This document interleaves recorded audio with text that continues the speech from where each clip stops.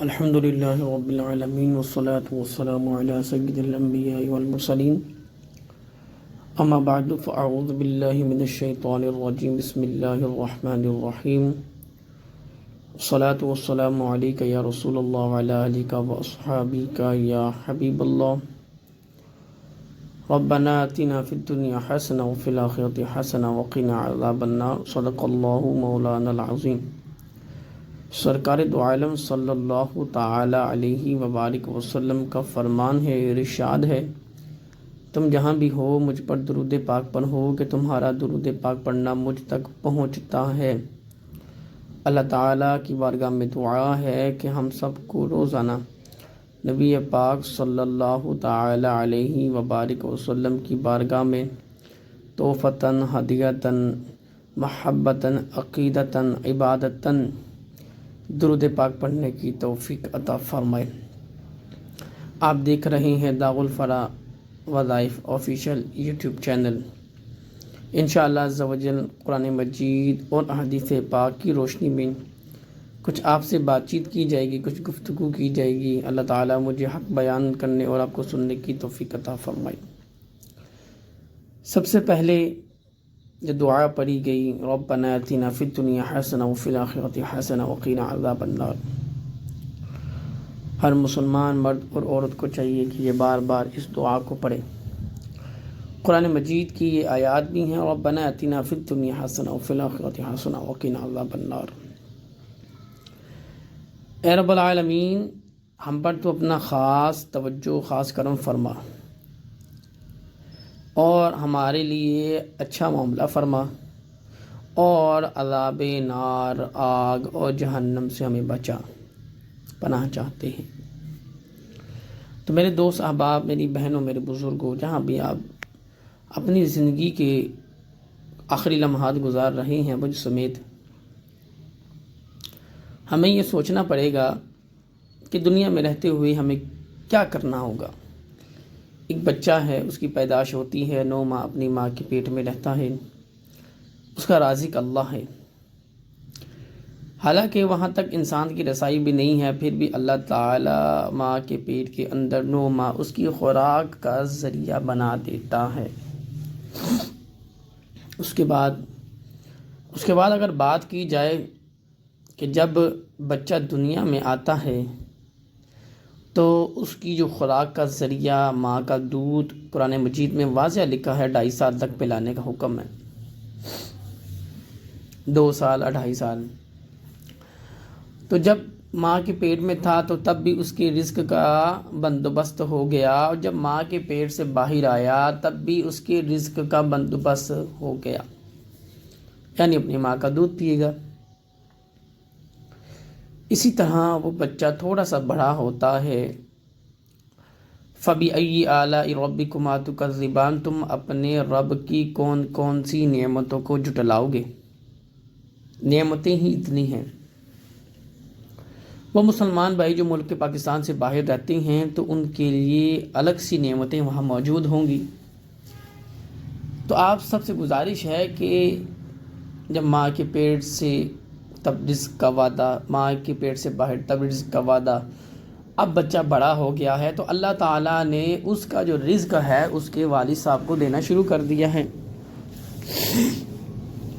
اب اللہ تعالیٰ آسانی والا معاملہ فرما کے بآسانی اس بچے کا رزق اس کے باپ کے نصیب سے اس کو مل جاتا ہے، یوں کرتے وہ بڑا ہو جاتا ہے، اور حکم ہے کہ جب تک بچہ یا بچی بالغ نہ ہو جائے تو ان کے نامہ اعمال کی شروعات نہیں ہوتی۔ تو اللہ تعالیٰ نے بھی ایک وقت، ایک ٹائم کو مقرر کیا گیا ہے، جب سوجھ بوجھ آ جاتی ہے، بالغ ہو جاتی ہیں بچی، عقل شعور آنا شروع ہو جاتا ہے، تو تب نامہ اعمال کا سلسلہ بھی شروع ہو جاتا ہے، تب نماز بھی فرض ہو جاتی ہے، اور نماز قائم کرنے کا بھی حکم قرآن مجید میں موجود ہے۔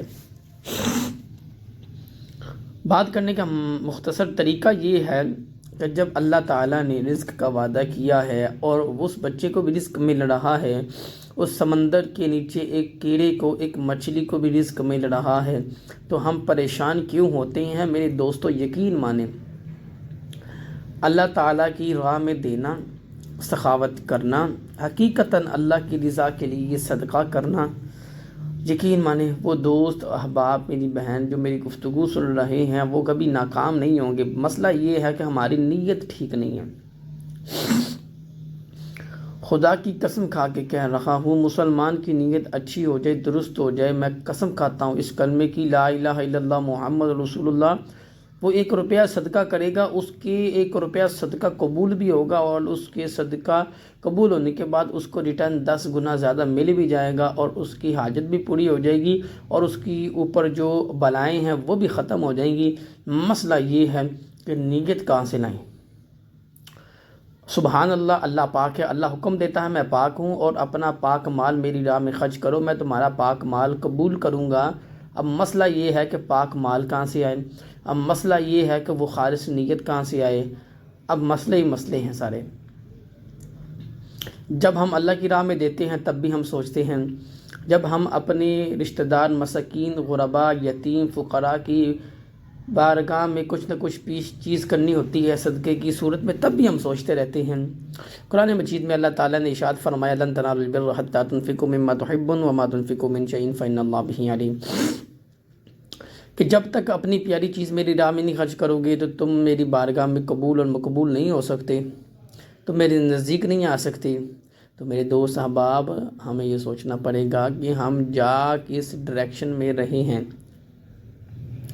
ہمیں اپنی سوچ بدلنی پڑے گی۔ اس لیے وہ سوچ بدلنے کے لیے ہمیں قرآن، احادیث، حضور صلی اللہ علیہ وسلم کی سیرت اور تمام صحابہ کرام کی سیرت اور ازواج مطہرات کی سیرت پڑھنی پڑے گی۔ تو مسئلہ یہ ہے، پڑھے کون؟ ہم تو چاہتے ہیں شارٹ کٹ، تو اس لیے بجائے شارٹ کٹ کے سٹیپ ٹو سٹیپ ہم عمل کریں، ایک آیت پڑھیں، اس پر عمل کرنے کی کوشش کریں۔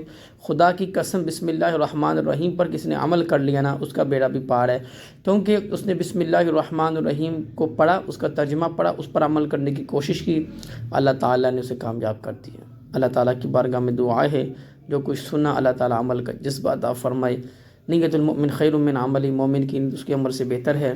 یا ربنا یا ربنا یا ربنا، دعا کے آغاز میں پڑھ لیا کریں انشاءاللہ عز و جل، اے میرے رب، اے میرے رب، اے میرے رب، میری یہ حاجت کو پورا فرما۔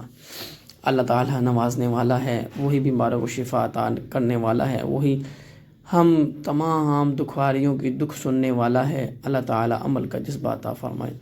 تمام دوست احباب سے گزارش ہے کہ نیت کے ساتھ، نیت بنتی ہیں تو لائک شیئر سبسکرائب کر لیجیے گا، نہیں بنتی تو کوئی بات نہیں، اللہ تعالیٰ آپ کو اپنے حفظ و ایمان میں رکھے۔ نماز روزے کی پابندی کرتے ہوئے وبالوالدین احسانا، اپنے والدین کے ساتھ اچھے سلوک کرنے کی نیت کریں، اچھا سلوک کریں، صبر کریں، اور صبر کے ساتھ انشاءاللہ تعالیٰ بہت سے معاملات آسان ہو جائیں گے۔ واقعی مسلمان پریشان ہے، بہت سے پریشان ہیں، انشاءاللہ اس پریشانی کے حل کے لیے اگلی ویڈیو بنائی جائے گی، اس سے پہلے آپ اس کو سبسکرائب کر لیجیے گا، انشاءاللہ عز و جل آپ کو بہت سا علم حاصل کرنے کو ملے گا۔ وما علینا۔